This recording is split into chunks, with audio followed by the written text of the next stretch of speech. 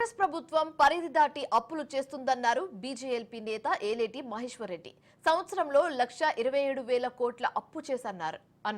6 గ్యారెంటీలకు చట్టబద్ధత కల్పిస్తామని చెప్పి నేటికి ఎందుకు హామీని నెరవేర్చలేదన్నారు.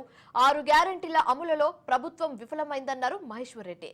ప్రజలకు ఇచ్చిన హామీలు చేయాలని డిమాండ్ చేశారు. గ్యారెంటీస్ ఉండి గ్యారెంటీస్ లేకున్నా ఏ రకమైనటువంటి అప్పు తీసుకున్నా అది ఎఫ్ఆర్బిఎం పరిధిలోకి రావాల్సిందే అధ్యక్ష.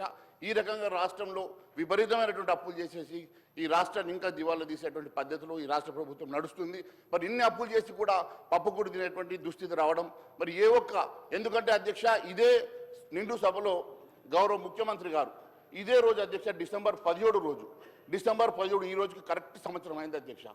వారు ఇదే సభలో వారు ఇచ్చినటువంటి 6 గ్యారెంటీలకు తొలి సంతకం పెట్టిన తర్వాత ఈ సభలో చట్టబద్ధత కల్పిస్తామని చెప్పారు అధ్యక్ష. కనీసం చట్టబద్ధత కల్పించి ఈ డబ్బుని చట్టబద్ధత ప్రకారం 6 గ్యారెంటీలు అమలు చేసినా కూడా రాష్ట్ర ప్రజానీకానికి లాభం జరుగుండేది అధ్యక్ష.